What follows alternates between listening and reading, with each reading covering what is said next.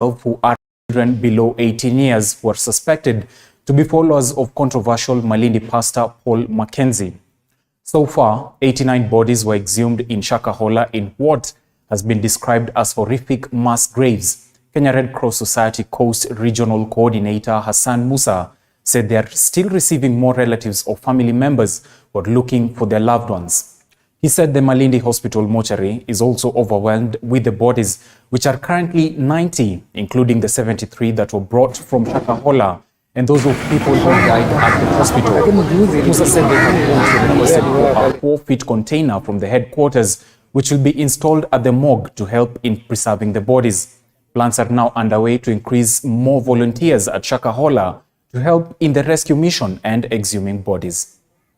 Kwa kwanza ameolewa na yeye na bwanake wote walikuwa wanaenda kanisa kwa Mackenzie, na wamekaa hapo kwa muda mrefu mpaka kanisa ikafungwa, mpaka Mackenzie akaenda Shakahola na msichana wangu akabaki huko. Alikuwa bado yuko huku, hata ameenda huko tu mwaka juzi ndo ameenda upande huo wa Shakahola.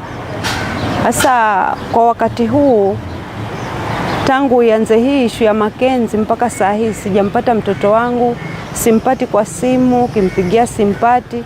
Mtoto wangu ni yeye na watoto wake watatu.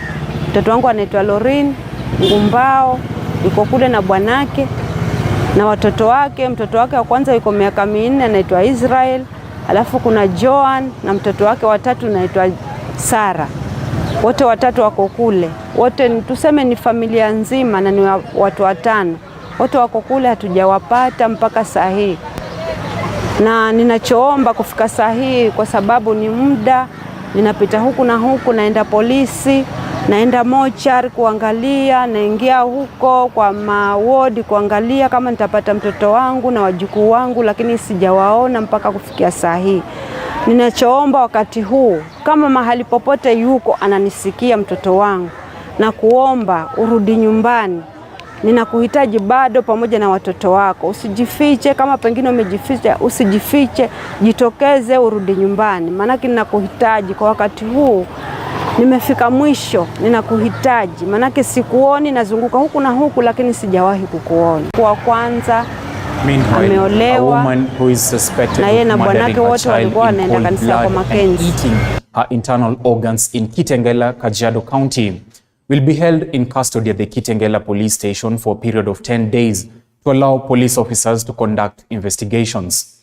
The suspect, identified as Olivia Naserian, was arraigned at the Kajiado Law Courts earlier today, where the police requested to be given 13 more days to conduct and complete their investigations over the gruesome murder. Judge Jane Kamau, who was hearing the case, however, granted the police 10 days to complete their investigations, during which the suspect will be held in custody before hearing the case again on 8th May this year. It is alleged that Olivia Naserian stabbed her 2-year-old daughter, identified as Glory Njeri, to death and ate her internal organs in Milimani Estate, Kitengela Town, Kajiado County, before her neighbors alerted the police over the bizarre incident, who then arrested the suspect, while the body of the deceased was taken to the Kitengela General Hospital morgue.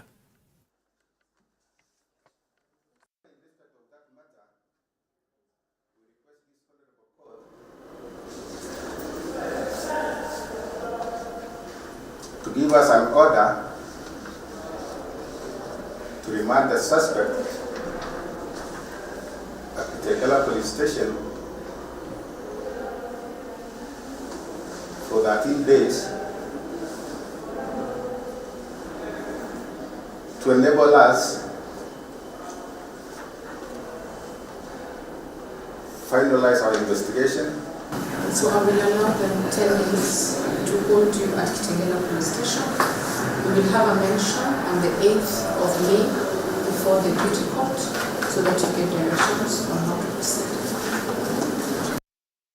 The Kenya Kwanza and Azimio's bipartisan team failed to agree on the inclusion of Adan Keynan and David Kosing.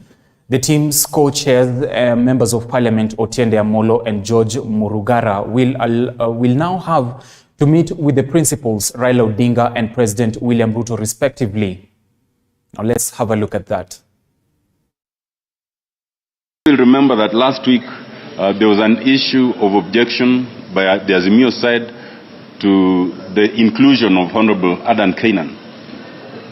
The Kenya Kwanza, in turn, raised an objection of the inclusion of the Honorable Kosing. We discussed that issue at length, and we agreed to disagree. One, the Azimio side takes the view that the inclusion of Honorable Kainan is one that affects issues of principle. It's not just about composition. It's an issue of principle because he is a member of Jubilee Party, which is part of the Azimio coalition. One of the 4 issues we have raised is the question of party discipline and party hopping. And therefore, the objection by Azimio to his inclusion is not just a question of composition.